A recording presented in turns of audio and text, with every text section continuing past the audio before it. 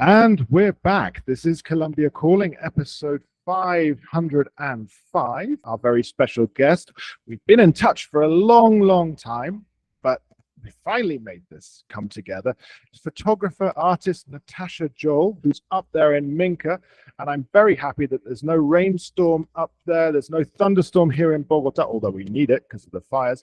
And so the connection is actually very good. So welcome on the Colombia Calling podcast. Hi, Richard. How are you?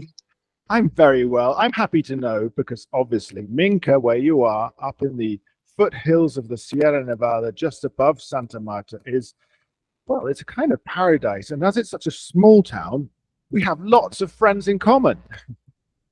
We do indeed. We do indeed. It's a small world, isn't it, in the expat Colombia, I think. Expat. I'm going to say immigrants to Colombia because we're here and we're not going anywhere. You've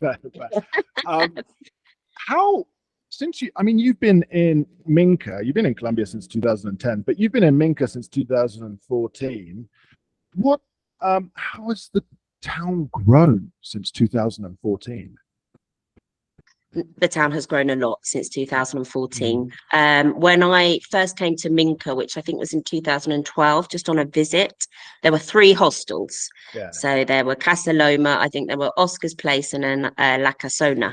And now I think there could be possibly over 200 hostels now here in Minca. It's absolutely exploded. Obviously not just in the town, but all around in the mountains. And it's a really popular place for people to come now. Really popular. It is a beautiful, beautiful place. I kind of wonder because I haven't been there since before 2010. I don't think I've been there, or 2011. And I kind of wonder where you fit 200 hostels. I know that it's natural area all around and land to build on, but the town itself is a very, it's kind of the bridge and a couple of roads. I guess people have just had to develop into the jungle. Yeah, what's happened is now the town has kind of expanded a lot. So whereas before some of the waterfalls were quite kind of remote, now all of kind of that has all been developed. And when I say hostels, I mean I'm not talking big hotels. I'm talking some Airbnbs and places with maybe 1 or 2 rooms, but there are plenty of places to stay, lots of nice new restaurants cropping up, and it's just developing, as a lot of other places in Colombia are. It's true. I mean, when I opened up our first place in Monpos, there were 10 hotels. And they were that's a town of 40,000 people, but there were 10 hotels that were owned by people who just sort of inherited them.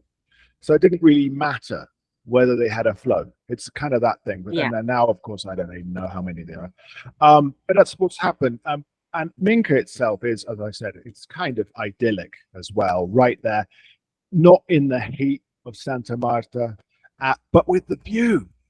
You're up there in this green cornucopia of nature, looking down at the Caribbean and the lights of Santa Marta and the sunset. And also when it's a storm, it's spectacular, the lightning strikes. I mean, pretty inspirational for an artist. It absolutely is. It's absolutely a one-stop inspiration. The jungle, the river, the view, the mountains, the animals. I mean, just in our garden in the morning, I can probably see about 10 or 15 species of birds just flying past, sitting on the wall, sitting on the trees opposite. The amount of flowers in our garden, the amount of, it's just stunning. It is absolutely, I think it's as close to paradise as I could imagine. Well, that's it. I mean, I know that you lived in Kensal in London, Kensal to Minca. it's quite, it's about as extreme as it gets, but that's it. Now, you are an artist, you are a photographer. I think at the beginning, we know that you did photography tours up there, but as with everyone, we've evolved or had to show an evolution due to the pandemic. 2020, everything sort of collapses. And your work really, and I know previously you were doing a book about the Arahuacas, if I'm not mistaken. How was that received?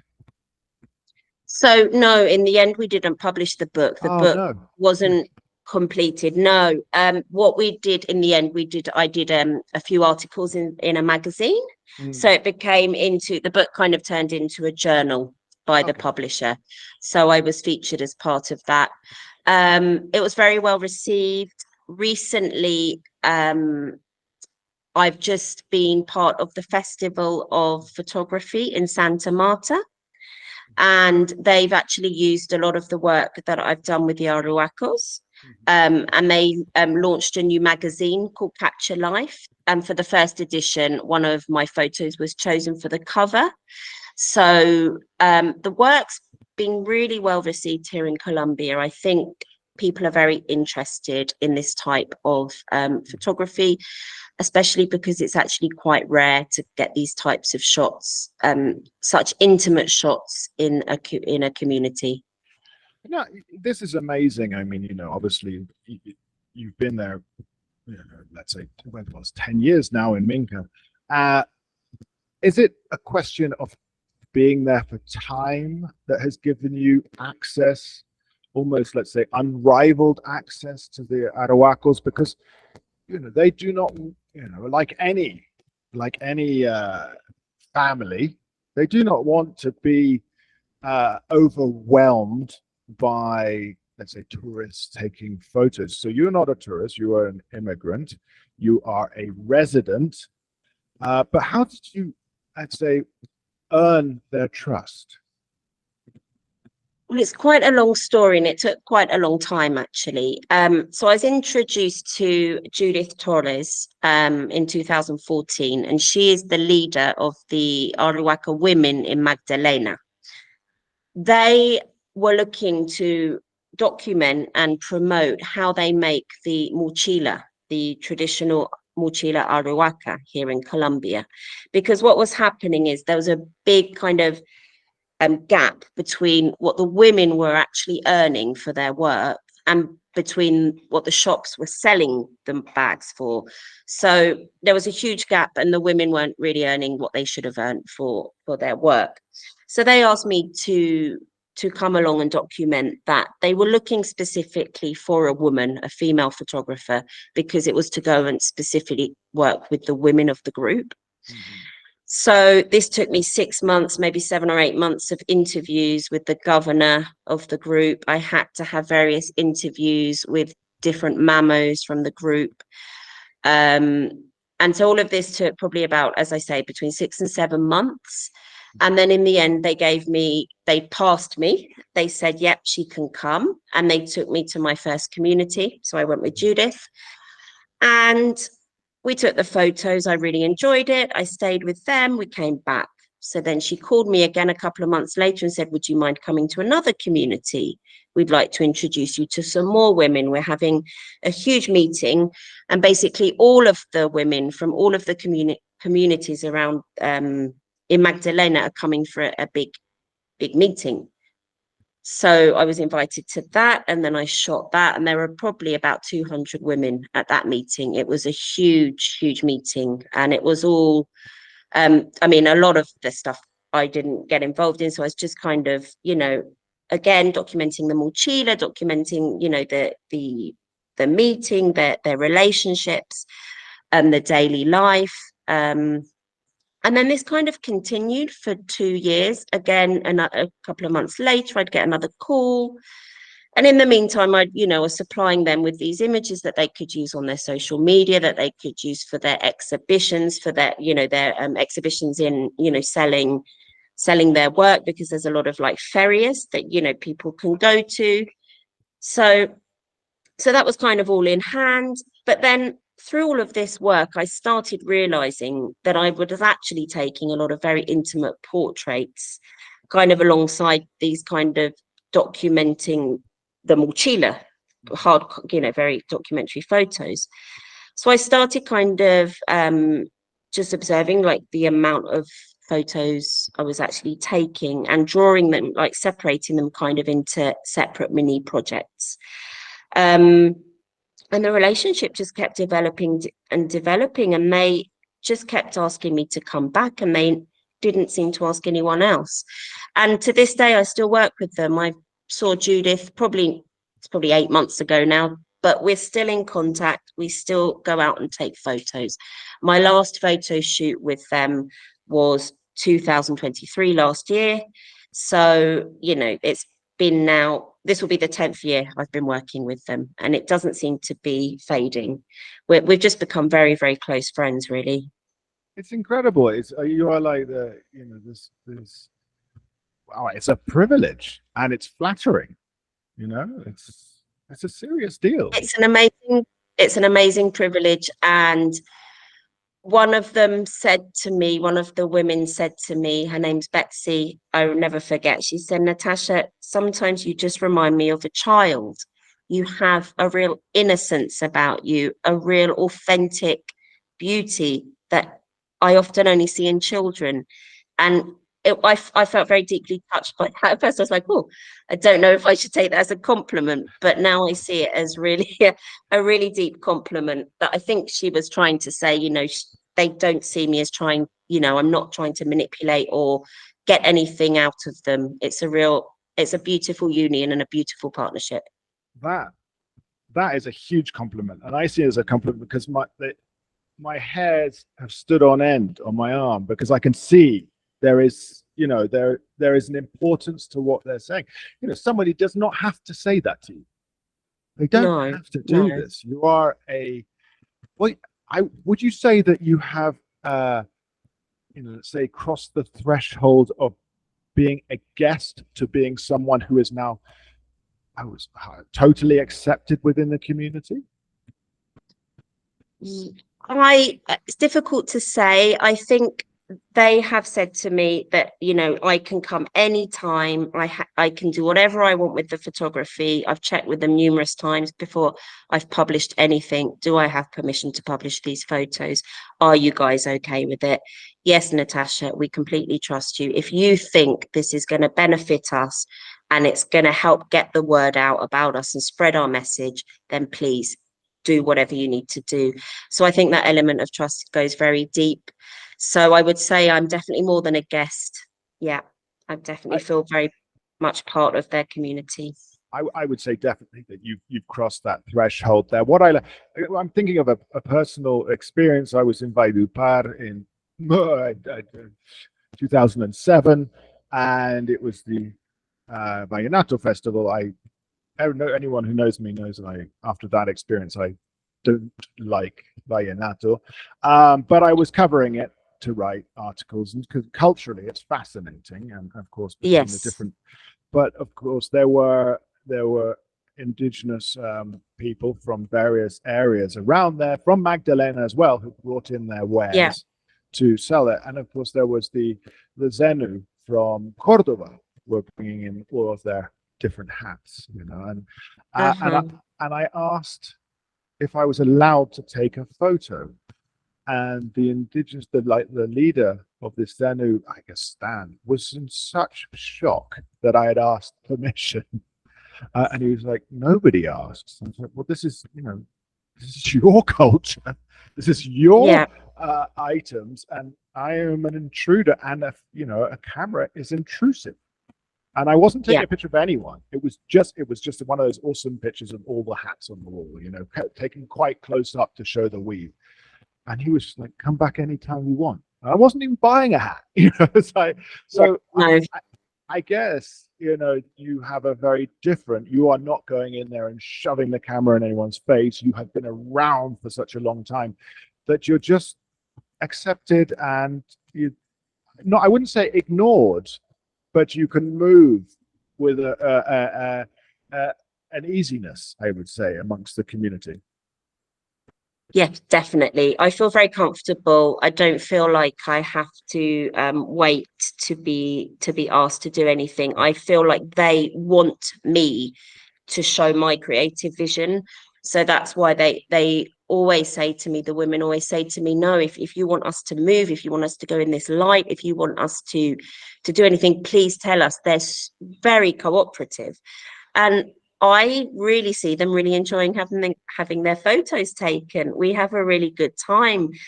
Sometimes it's joking and it's fun. And I think these parts of indigenous life you often don't see, because unfortunately a lot of the news about indigenous people is sometimes very sad. It's, you know, someone's territory's been taken or something, you know, something sad has happened to the communities. So we often don't get to see the fun times. And I think that element is very human. We all laugh, you know, we all cry, we all do silly things, we all stick our tongue out, we all, you know, we're all human. And I think that's the bottom line. Like, let's not see these differences, let's see what we've got in common. Let's look for the similarities and look for these unions, because I really truly believe that's how we begin to understand each other better as human beings. I think this is incredible. And tell me about the communities. Tell me, how far into the Sierra Nevada have you gone? I mean, what's the experience? Oh, well, now that is an experience. So, well, let me tell you. So from Santa Marta, it's a bus ride to the city of Fundación, which is further inland. So it's on the coast, on the other side of the Sierra Nevada. And then it's about 4 or 5 hours up a mountain on a motorbike. It's a little bit perilous. Could be quite nerve-wracking, but it's, you know, it's all about the adrenaline, isn't it? And you get some amazing photography because there is nobody there. You won't see another tourist in that region. And then after that, there is a community at the top of the mountain there, which I, you know, can go and stay with sometimes, but sometimes that's a stop point for the night before we go another 5 hours on a mule down into the valley to there are another two communities down in the valley. So it's not, you can't do it in a day. No. You need a couple of days to go. And you know, when you're out there, when you've only, you know, you've traveled in the jungle for 4 hours on a mule, you know, you're really in the middle of nowhere. It's a different type of silence. It's fantastic. It really is. For those of you maybe looking at the map urgently, Fundación is traveling south about an hour and a half from Santa Marta. It's right next door to Arhuaco. It's the city nearest Arhuaco. Hellishly hot. Yes. It's a dusty, hot town. And then you get up into the mountains and the cool and so on. I mean, when you say you're going up there, is this near to Nabusimake or is this a different area? It's not that far, but it is a different area. It's kind of on the other side of a mountain peak. Okay. So I think it's probably about 5 hours away. So they are relatively, it's all relative. Especially when you're on a mule.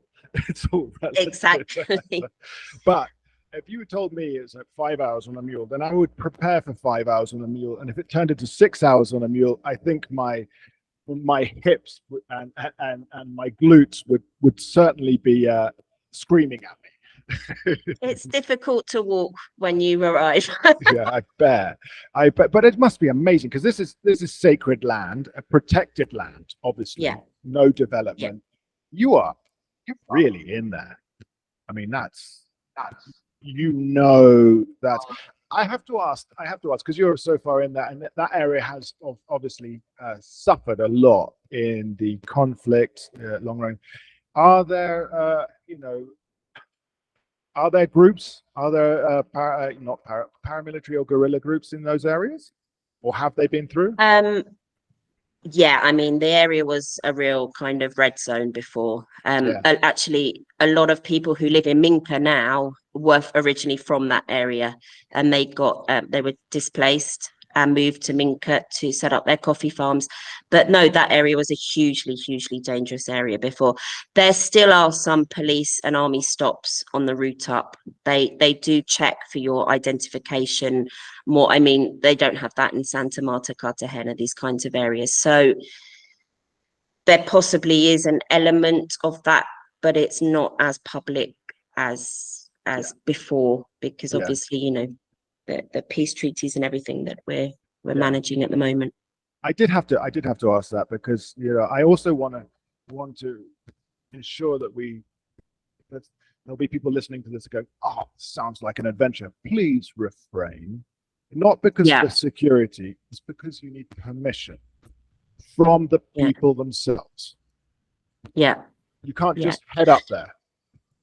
No, and I think the thing is as well, Richard, to remember, I mean, there aren't any hotels, there's nowhere to stay up there. I mean, it really is the middle of nowhere. I I think I'm probably one of the only foreigners that's been up there, to be honest. Because there's nothing there, you know, there's a butcher's, there's the billiards, the pool hall, and there's the shop that sells, you know, the stuff for the ferreteria, and the shop that sells the cerveza for Yeah. for Sundays. You can't lack the billiards ball. That has to be there. No. Someone had to trek those tables up there. I know. I can't even imagine, but yeah, I mean, you know, they manage it. It's fantastic logistics. they have slate in them underneath. I was like, to get them up and over, but they did it. Because I was thinking, you know, I mean, we've been talking about the Arhuacos, which is, you know, one family. But when you talk about the Sierra Nevada and the extension through Fundaciones Magdalena, but if you just go across from Bosconia, you're already into Cesar, and then you're into sort of territory of the Canquamo, and then I'm thinking of, well, further north, the Kogi, and then if we think further northeast, further up, obviously into the desert, the Wayu. Have you been photographing any more of these different Aboriginal families? Funnily enough, you should say that actually. I have done quite a few shoots in La Guajira with the YU. A lot, I mean, a lot less intimate because these were only like staying for a few more days. I think the YU are generally a little bit more open. They seem to be not as closed together. And I think because La Guajira has had some form of tourism, you know, Cabo de la Vela, there is some, so they are fairly used to other people coming in, whereas the Arahuaco communities where I go, you know, there are no outsiders. There aren't even any other Colombian outsiders, let alone a foreigner. So, you know, no one goes there, just the people who live there. But no, the YU I found were really open, actually. They also enjoyed me taking photos. I went out into the desert in Punta Gallinas and took photos of a family, and the teenage girls were having a water fight, and they just had the water fight in front of me with their, you know, little plastic bottles in the desert. So it's quite, you know, it's quite a strange image, having a water fight in the desert, the indigenous girls, but you know, they let me happily snap away. So And of I course, think water being about so how you important. approach people. Yeah, exactly.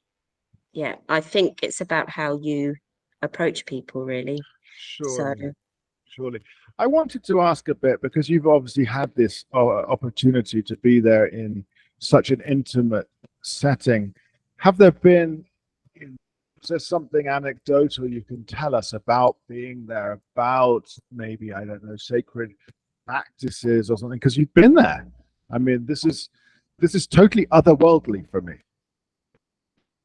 I think because I think a lot of the visits I've been there specifically to kind of talk to the women. I wouldn't say that we've done kind of any ceremonies or rituals on the shoots. I have been invited by mamos to have kind of they call them like limpiezas. So it's like to kind of clean the spirit up. So I have had meetings and kind of ceremonies with mamos to kind of clean my spirit. And funnily enough, I went to one of the communities when I was pregnant, but it was actually before I knew I was pregnant.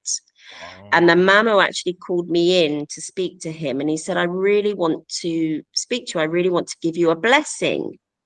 And so I said, okay, well, that would be lovely, because, you know, I visited the community. And he said, no, I really want to give you a blessing. This is a blessing. And he gave me the cotton wristbands. Have you seen them? So they give you a cotton wristband and they tie it around, and it's like a protection. So, and he said, I really want to do this with you. So we had a little ritual, and I went away. I didn't think anything else of it. And the month later, I found out I was pregnant. And I just thought to myself, I wonder if he knew, because it was very strange that he called me in specifically and wanted to give me a a blessing of protection specifically for me. I So, think. and there were other people there. So, and that just makes me wonder sometimes. But, and I actually had a ceremony with a Kogi lady here as well when I was pregnant to kind of give a blessing for my baby. So it's kind of a nice kind of circle of kind of life, I think. And my daughter's actually called Sierra. So Okay. there you go. Well, I think he knew. I think he knew. I believe in this, a different sense, a different understanding of the natural world Yeah. by people who live amongst it. And of course, these things are so important. This true espousal with nature, I would say. Yeah. Sort of, I would, again, Pachamama would be the one I want to say. But is Yeah. I mean, you spend time again, Arahuacan women. Is it a matriarchal society? Not so much, no. I think it's still a patriarchal society, really. Yeah. But I think that's another reason why the women wanted me to work with them. It's kind of spreading their message, because historically, if you look at most of the articles that have been written in the press in the UK or internationally and Colombia, normally the focus is on the mamos because Yeah. they are kind of the holy leaders. They're the people that speak out about climate change.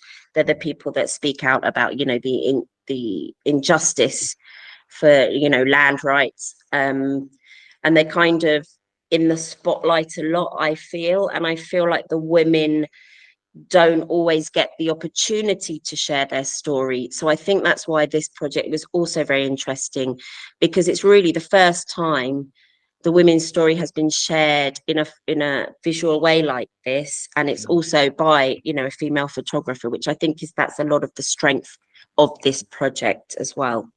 I think this is impressive because not only do you have this unrivaled access, but you have been able to take these photos down, these images down. Festival of Photography in Santa Marta. I know that you've set up the Sanctuary Art Studio in Minca, and out of this, you are creating art that is now, what do we call it? Mindful artwork. What tell us about this? So basically, as you mentioned previously, I was running a photography tour company here in Minca. It was going really well, but then COVID hit, and so obviously everything shut down kind of overnight. Within a week, everything was kind of closed.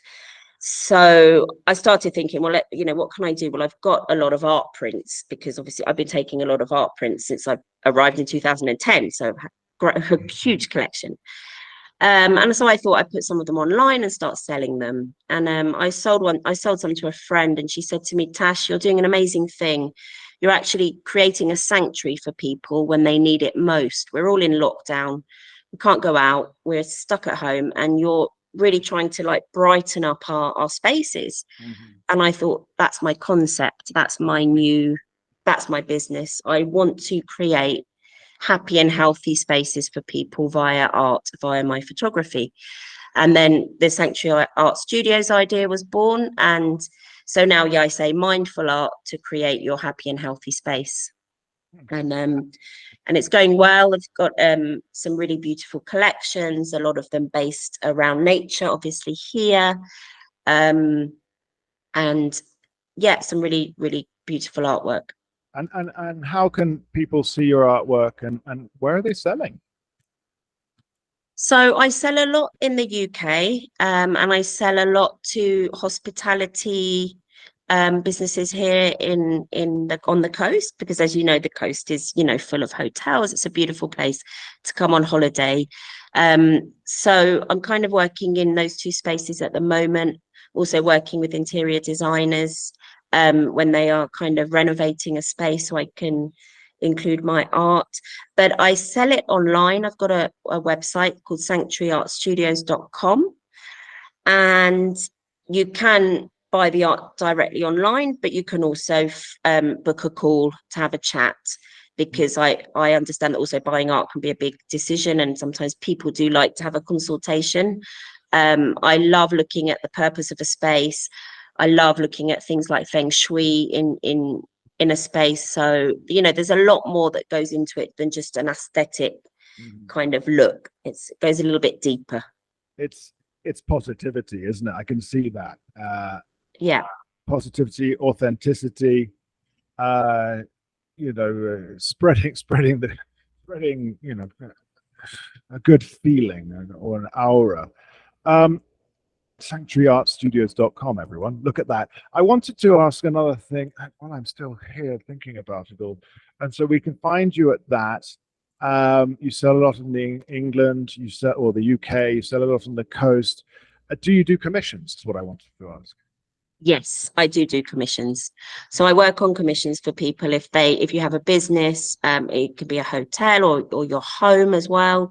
I like also working with people who have offices, because offices also need, like, you know, artwork to inspire and maybe like help the creative flow. So yeah, I work on commissions if people want them. I would work with all the offices because they all need inspiration, especially ones with cubicles. God. Oh dear. So your life is I would say, I mean, it's as far displaced from an office setting, but you do help those suffering in offices. But it is amazing, Natasha, that it should all evolve into something. I mean, you know, we're sitting here we've only met virtually, but we've spoken for many years. While I would say I don't have the spiritual knowledge to be able to say that you have the beautiful naivety of a child, I can say here that you seem an incredibly happy and balanced person through what you are doing. I think this comes across in our conversation now. You have found meaning, I would want to say. Yeah, I think I have. And I think when you mentioned the office, I left London because of that. I used to work in advertising. I had a very nice career. It was a lot of fun, but I kind of felt jaded, and I had a real creativity that I needed to unleash. And I think coming here to Colombia, working especially with the Arhuaco women, they also have helped me release my creative vision, because they have always had such an undying faith in my work that gave me encouragement to continue. The knock-on effect was, you know, recognition for my work, you know, magazine covers, exhibitions, and through that, I've gained confidence in my other artwork. So it's amazing. Colombia's been pivotal in my journey, in my life's journey, and actually meeting the women have been pivotal in turning me into the artist that I always wanted to be. Oh, I mean, I think as we wind this down, it's just a wonderfully positive way of finishing off what has been a very open and enjoyable conversation, memorable in its enjoyment. I just thinking about all of the people that I know in Minka up there. There's a lot. Because I get, and it's more, and I mean, I've had Jay Speller, who is now is a musician and one of the founders of the Casa Loma. I believe he's now stepped away from that and is now sort of DJing. But I've had someone else in Minka. We've been running for more than 10 years now. Shenandoah, I remember her name. Oh, yes, I know Shannon. Is Yeah, that her yeah, name, yeah, she's Shannon? great. And she Yes, runs yes. like a museum type thing. I think that unfortunately packed up in COVID as well. It's that was doing really well. She had the Minka Museum, but now she's moved back to the States, actually. Oh dear, because Yeah. I on the back of that, I know that several people that went up and visited it and said it was the highlight of our trip to Minka. I mean, Yeah, that's it was a something. really Yeah. good place. Yeah, Oh, yeah. And she had some beautiful photography. mhm. So I used to go a lot and look at the photography there because it's a passion of mine. So I love Yeah. looking at other people's photos as well. Very interesting. Yeah, shame it finished. She was very talented. So I lament that closing, but COVID did so much. On the back of that conversation, that's something is totally anecdotal that's reminded me. She told me about the possibility of there having been a Nazi pilot living up in the hills behind Minka after World War II.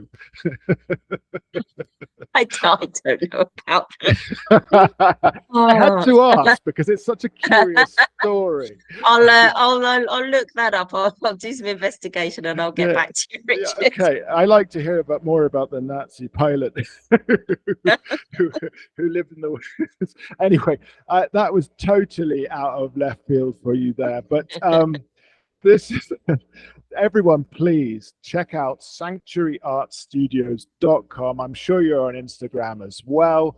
Photographer Natasha Johl, her surname is spelled Johl. It's been really fun, and hopefully our paths cross in person at some point in the future, Natasha. Definitely, Richard. It's been great. Thank you for having me. You're most welcome. This has been episode 505 of the Colombia Calling podcast, a great conversation that I know those of you out there have enjoyed immensely. Of course, if you want to support us, you just go to patreon.com/Colombia Calling. But of course, we'll be back next week with more conversations that are Colombia related. I always say that sort of Colombia is the lens for our conversations, because it doesn't. So of course that works very well for you as a photographer, Natasha. Thank you again for your time up there in Minka. We'll sign off now, but of course, please tune in, subscribe, support, share, and do everything else necessary. And goodbye. Bye, Richard. Bye-bye.